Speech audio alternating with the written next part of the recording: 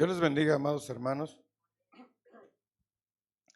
Le voy a invitar a que abra su Biblia allí en el capítulo 24. Vamos a leer del verso 3 al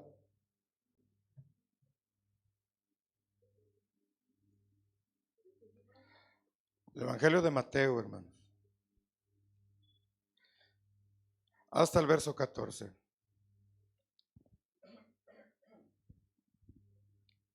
Evangelio de Mateo, capítulo 24, versos del 3 al 14. Este mes, hermanos, vamos a estar hablando acerca de la escatología.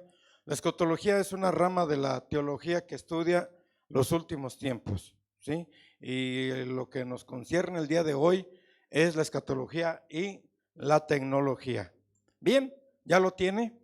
Le voy a invitar a que usted me ayude a leer y vamos a leerlo alternadamente. Dice así: y estando él sentado en el monte de los olivos, los discípulos se le acercaron aparte, diciendo: dinos, ¿cuándo serán estas cosas? ¿Y qué señal habrá de tu venida y del fin del siglo?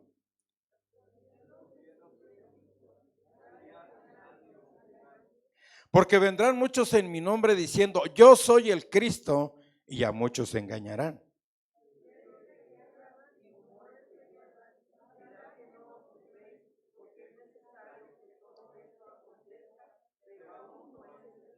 Porque se levantará nación contra nación y reino contra reino, y habrá pestes y hambres y terremotos en diferentes lugares.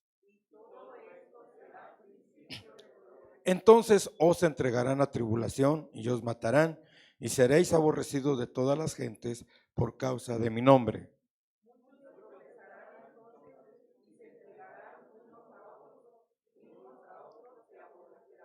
Y muchos falsos profetas se levantarán y engañarán a muchos.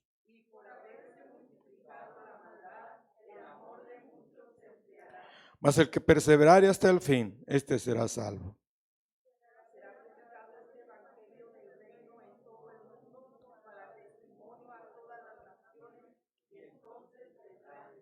Padre Santo, en esta hora encomendamos nuestra mente, nuestra razón, nuestros sentimientos, nuestras emociones a ti, Señor, para que la palabra, como esa semilla que cae en un terreno fértil, pueda tener, Señor, el producto, pueda tener el fruto necesario para que nuestras vidas sean transformadas por Jesús. Amén.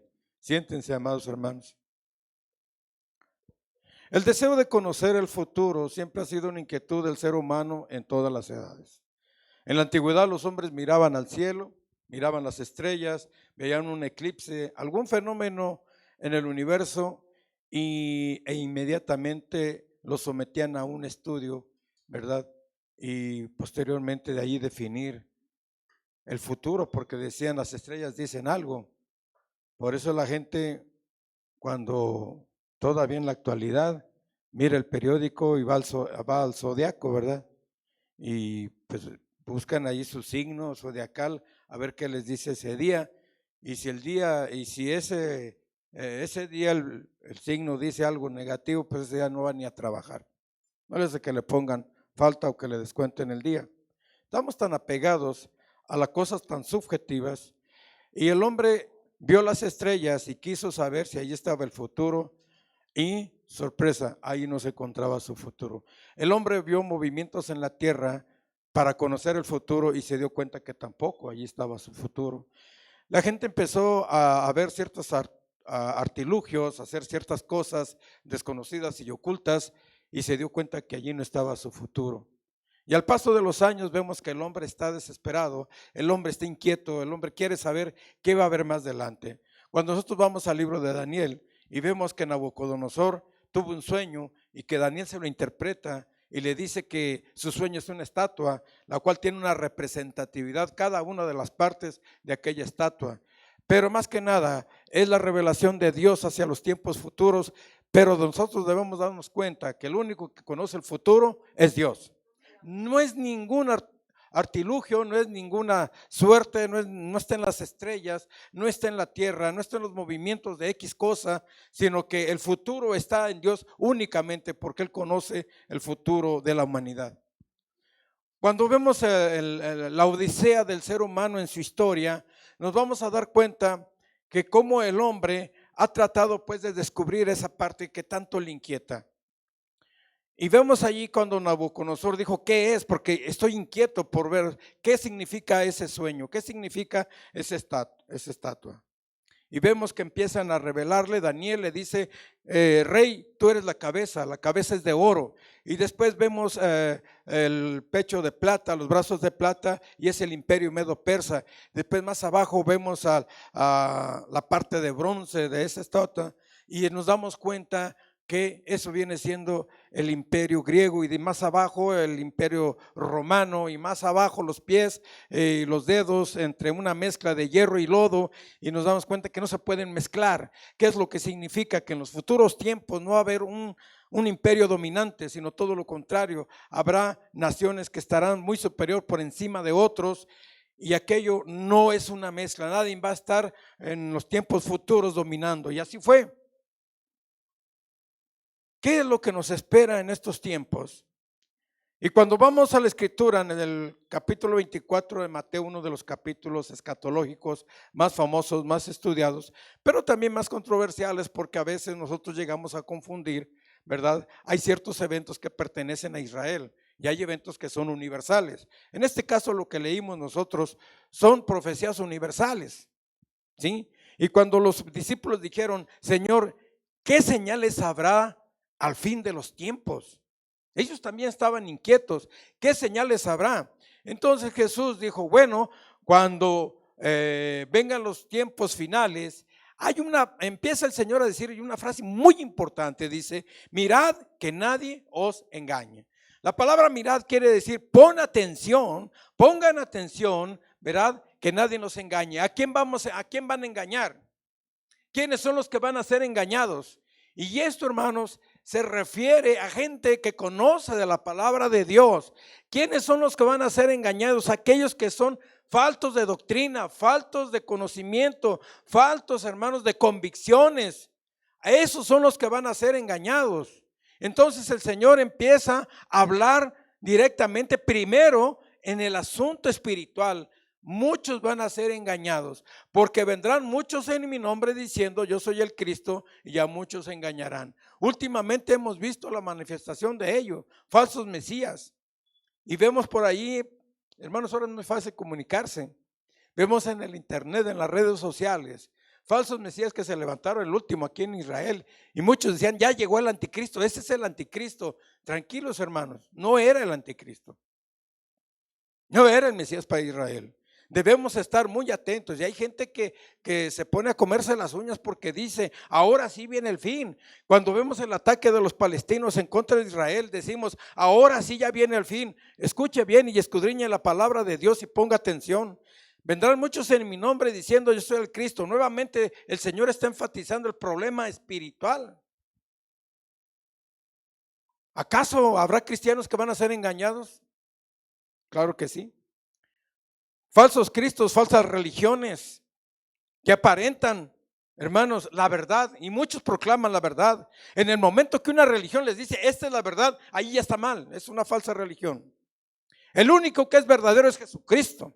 El único que ha venido y ha muerto en la cruz del Calvario por la humanidad se llama Jesucristo. Él es la religión verdadera, no es una denominación, no es un sistema de creencias. No es que están muy estructurados, no es que tengan mucho dinero, no es que sean personas que ayudan mucho a las personas, que tengan ese espíritu altruista. No, la única religión verdadera se llama Jesucristo. Entonces tenemos que poner mucha atención en ello. Vendrán muchos en mi nombre diciendo yo soy el Cristo, y a muchos se engañarán. Me preocupa mucho esta parte de que muchos sean engañados por falsas doctrinas, diciendo esa es la verdadera. ¿Qué estás haciendo en esa iglesia? Vete allá porque allá están sucediendo grandes cosas. Allá hay sanidades, allá hay milagros. Pero dice aquí la escritura que muchos van a ser engañados. Ahora sí el Señor se refiere y hace una observación hacia el mundo.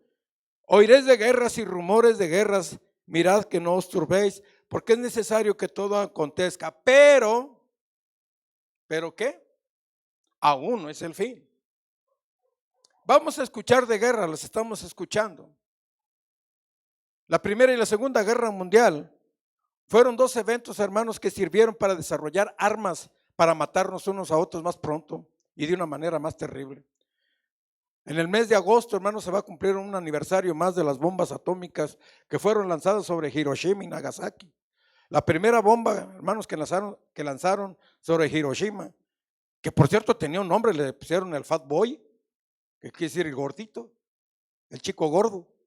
Lo lanzaron desde un avión B-52, hermanos. Ese avión es famoso porque llevaba el nombre de la mamá del piloto, Enola Gay. La lanzaron, hermanos, y el mundo quedó asombrado de la destrucción de esta bomba. 90,000 personas murieron. A los 3 días lanzaron la segunda bomba allí en Nagasaki y mató a 80,000 personas. El hombre quedó asombrado de la destrucción de estas bombas. ¿Cómo es posible que una sola bomba puede destrozar, hermanos, terriblemente toda una ciudad? Sin dejar piedra sobre piedra, vamos a decirlo metafóricamente casi. El hombre se destruye uno hacia el otro. Y aquí hay algo que nos llama la atención. La frase unos a otros para el bien dentro de los evangelios y dentro de las cartas de Pablo se señala más de 40 veces. Unos a otros orad, unos a otros llevad las cargas, unos a otros amaos, unos a otros siempre procurando el bien unos a otros. Pero aquí Jesús hace una referencia de unos a otros, pero en el sentido de maldad, en el sentido de que nos van a entregar, en el sentido de que nos van a denunciar. Ahora ya no hay ese amor, ese cariño, esa procuración, esa atención hacia mi prójimo. Ahora el prójimo me va a denunciar. El evangelio va a tener un costo terrible. El evangelio, hermanos, va a costar sangre, literalmente. Y aquí vemos algo más que podemos señalar. Se levantará nación contra nación, reino contra reino, y habrá pestes, hambres y terremotos en diferentes lugares. Siempre ha habido pestes, sí. Siempre ha habido hambres, sí. Siempre ha habido terremotos, sí. Pero en estos últimos días se ha intensificado, hermanos, todo este tipo de cosas. ¿Quién iba a imaginar, hermanos, que una pandemia nos iba a encerrar buen tiempo? ¿Quién iba a pensar, hermanos, que iba a venir una crisis a causa de una pandemia? ¿Ha habido pandemias en el pasado? Claro que sí. La fiebre española, otras cosas que han venido. Pero esto, hermanos, fue a nivel mundial. En todos los países del mundo, el COVID-19 hizo estragos. Mató muchísima gente y sigue matando. Y aún en la actualidad no lo hemos podido controlar. Ya estamos vacunados, pero están diciendo que aún los vacunados todavía se van a enfermar, están muriendo. Santo Dios, ¿qué nos espera? Pero hermanos, lo que tenemos que estar bien ciertos y poner mucha atención es que todos estos acontecimientos están siendo más vivos últimamente. La tierra está temblando más seguido. Los terremotos están siendo más tremendos. Los terremotos han llegado, por ejemplo, en Japón, una vez se registró el terremoto más fuerte de 9.0. Si con 7.5 ya andamos ahí, hermanos, casi aventándonos al piso, ¿sí? Nerviosos, ¿qué es lo que pueda suceder? Pero los terremotos están intensificándose y cada vez la tierra está temblando con mayor frecuencia. Todo esto, ¿qué es? Principio de dolores. Principio de dolores. Hay una parte en el evangelio también que se dice, por lo tanto, la ciencia aumentará.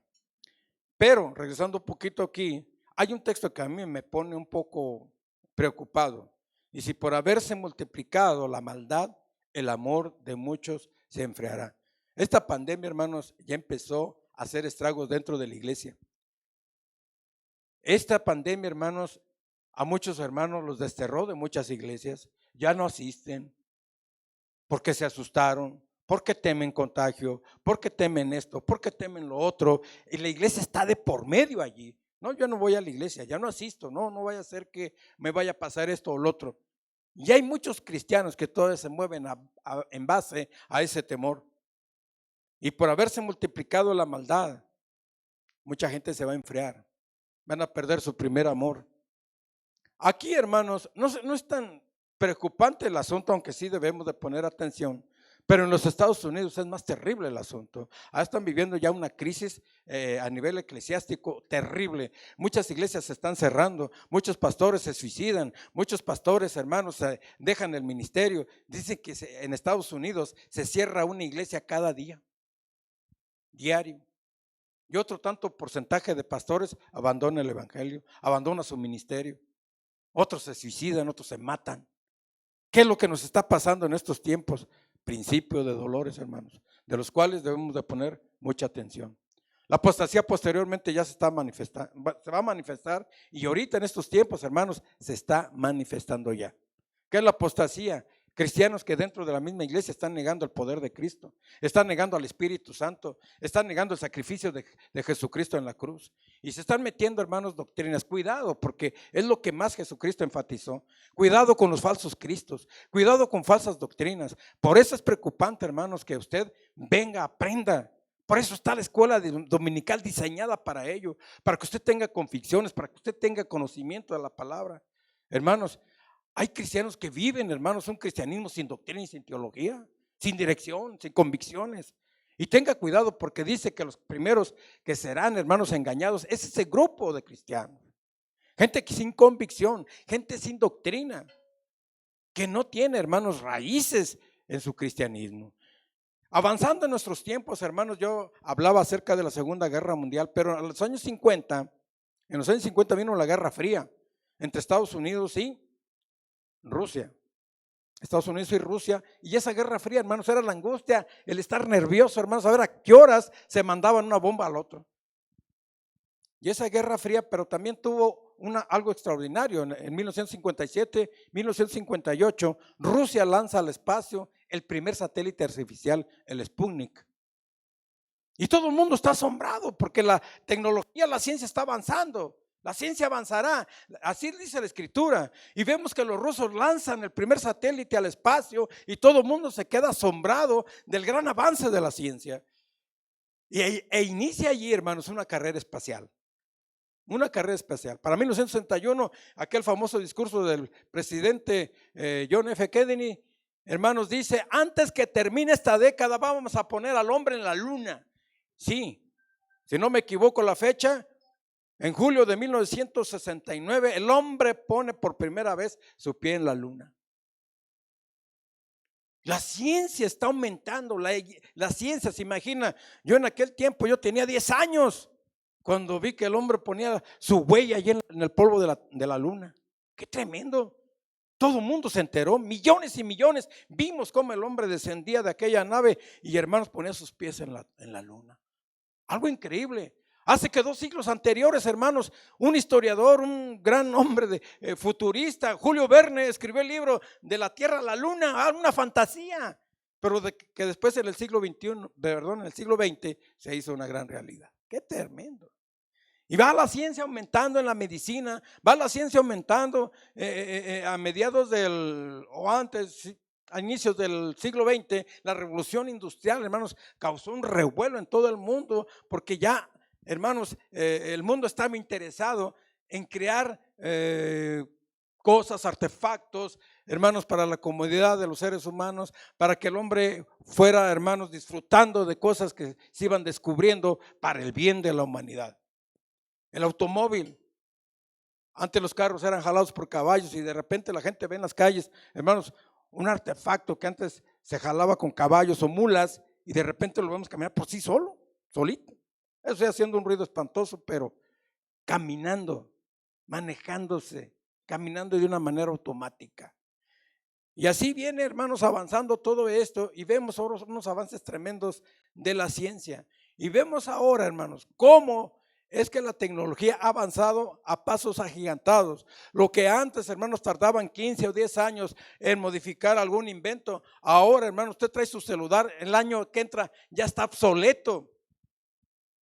Ya pasó de moda. ¿Sí? El iPhone, va a salir el iPhone 9 y ya los 2 años o al año ya no sirve, ya está obsoleto. ¿Cuántos de nosotros traen un celular que es último modelo? Pero, hermanos, en menos de un año, más de un año, ya su teléfono ya es viejito, ya vienen con más cosas.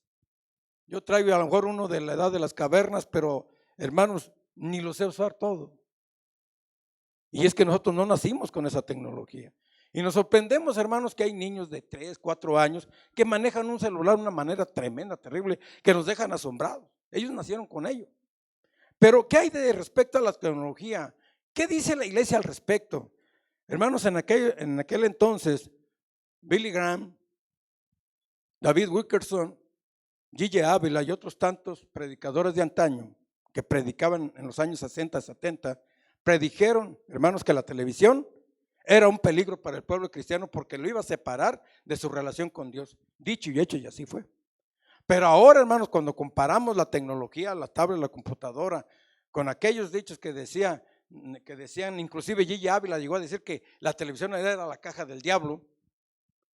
Ahora con lo que tenemos, hermanos, la televisión no es nada. No tiene ningún significado. ¿Por qué? Por compararlo con la tecnología que hay el día de hoy, hermanos, es terrible. ¿Qué dice la iglesia? ¿Cómo está la iglesia? La iglesia, hermanos, ya está predecida. ¿Cómo va a estar la situación al futuro? Hoy, tristemente, cuando analizamos la iglesia, hermanos, hoy se le llama a la iglesia, tiene también ciertas etapas. Hoy se le llama la iglesia del entretenimiento. Hemos caído en la trampa de la tecnología porque ahora la tecnología ofrece muchas cosas y ha atrapado la mente, la vista, los deseos del corazón de los cristianos. Mucha gente, hermanos, se ha vuelto adicta a ello. Se ha vuelto adicta a las redes sociales. Antes de acostarse, primero le echa un vistazo al celular antes que a la Biblia. Se levanta y le echa un vistazo a ver quién le mandó un mensaje cuando estaba dormido. Yo no sé quién le manda, quién cree que le manda, pero se levanta, hermanos, viendo el celular, viendo la tablet, viendo la computadora, a ver qué hay de nuevo. Antes, hermanos, de ver la palabra de Dios. Y eso, hermanos, está arrastrando a la iglesia a lugares peligrosísimos. No sabe usted los riesgos que está corriendo la iglesia, ¿sí? Porque nos ha robado nuestro tiempo. Pero hay una cosa, el internet, las redes sociales y el celular nos van a demostrar en el cielo que sí teníamos tiempo. Que sí teníamos tiempo. Únicamente que lo encauzamos a otras cosas. Venga usted a un viernes al culto de oración y va a ver que no se llena. ¿Qué le está pasando a la iglesia? Sí, es la iglesia del entretenimiento. Es la iglesia que se ha abocado ahora a solamente entretener a los cristianos. Desafortunadamente, en algunas iglesias ha habido bandas musicales en las cuales los integrantes de esas bandas, hermanos, no tienen vida devocional, no conocen la Biblia, no tienen una relación con Dios, no oran y son solamente animadores de iglesias. Y a veces esas bandas, hermanos, se dedican a hacer mini conciertos con una himnología, hermanos, que ni conocemos, con una himnología que solamente ellos saben. 329 cantos de nuestro himnario de gloria y triunfo no han servido para nada. Tal parece que Gilson y Marcos Witt fueron los sepultureros para que nuestros himnarios cayeran allí 3 metros bajo tierra. Himnología, hermanos, que nos ha llevado a otras maneras, a otras liturgias. 329 cantos que ni siquiera, hermanos, el 10% las iglesias de hoy siquiera cantan ni conocen. Y argumentan, hermanos, que ha pasado de moda. No entiendo esa frase. ¿Qué? Cantos viejitos, ¿a qué le llaman viejitos? Viejito yo. Pero los himnos no son viejitos ni pasan de moda. Hermanos, ¿cómo basta decir que pasa de moda solo de Jesús la sangre? ¿Cómo va a decir usted que pasa de moda pecador ven al dulce Jesús? ¿Cómo me va a decir a mí que eso pasa de moda diciendo hay poder en Jesús? Eso ya pasó de moda. Hermanos, la Biblia tiene más de 1600 años escrita y seguimos predicando de ello. Los himnarios, hermanos, allí están para, hermanos, darnos y proclamar, hermanos, nuestra doctrina. Habla de la resurrección, habla del pecado. Hermanos, la trilogía de grandes predicadores, por ejemplo, Rick Warren, el fundador de la iglesia de Saddleback, hermanos, es uno de los predicadores que en sus iglesias, hermanos, tiene miles y miles de asistentes. ¿Cuál ha sido el secreto? Tenemos a Bill Hybels, Bill Hybels es el predicador de la iglesia Willow Creek de Chicago. Y hermanos, usted tiene una de las iglesias más grandes en Chicago. Y tenemos el otro que compone esta trilogía de grandes predicadores, Joel Osteen. Joel Osteen es el pastor de la iglesia de Lakewood, allí en Texas, ¿verdad? Y hermanos, ¿cómo es que ellos han logrado que tanta gente asista a sus iglesias? ¿Cómo es que ellos han logrado, hermanos, que tanta gente le guste las predicaciones de estas personas? Joel Osteen no habla nada del pecado absolutamente.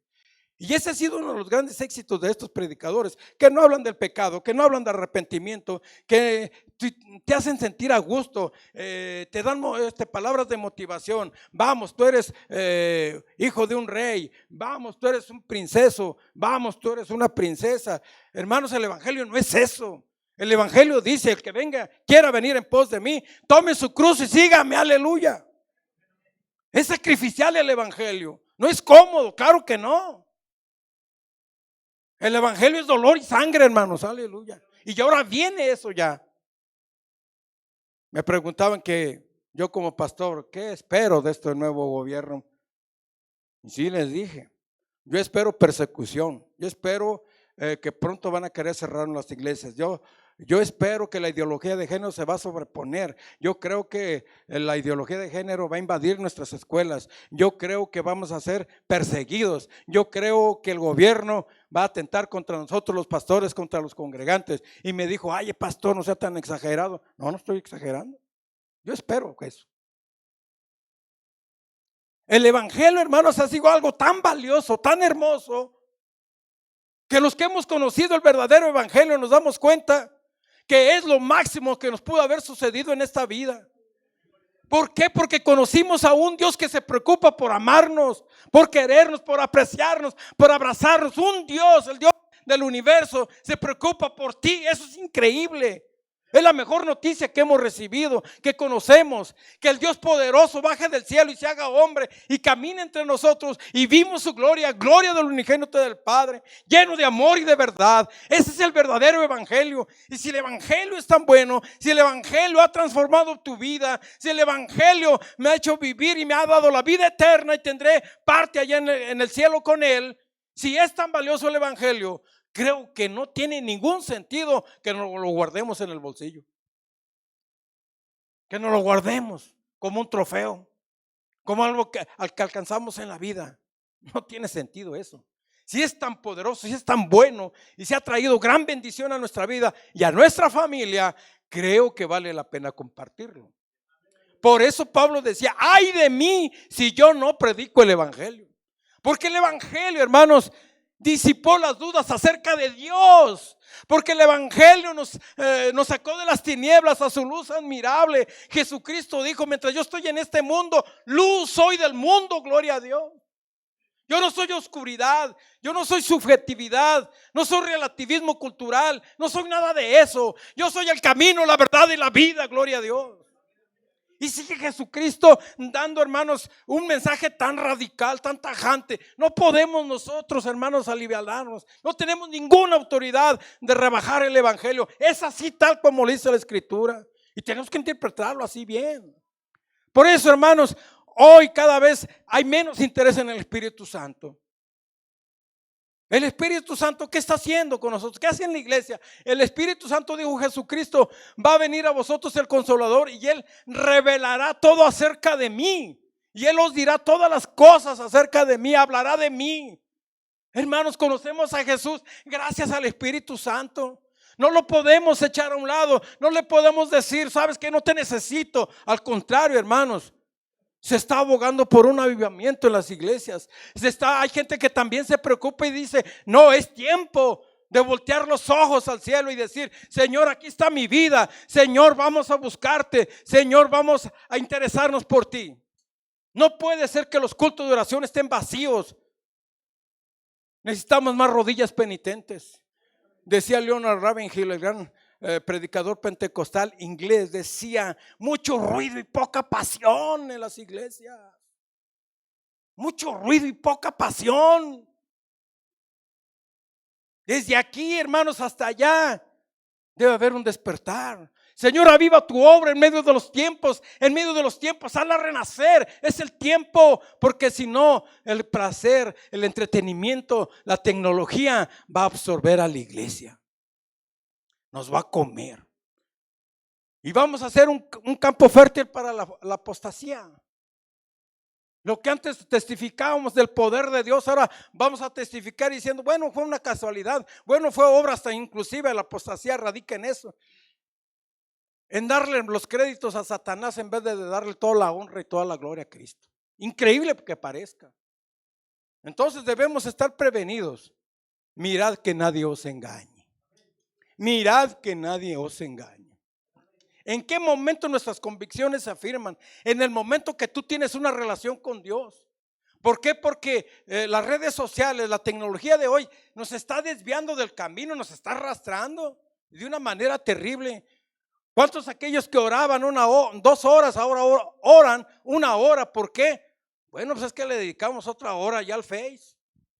Ya dividimos nuestro tiempo, ya dividimos nuestra devoción de Dios, ya la dedicamos a otras cosas en vez de darle todo nuestro tiempo a Dios.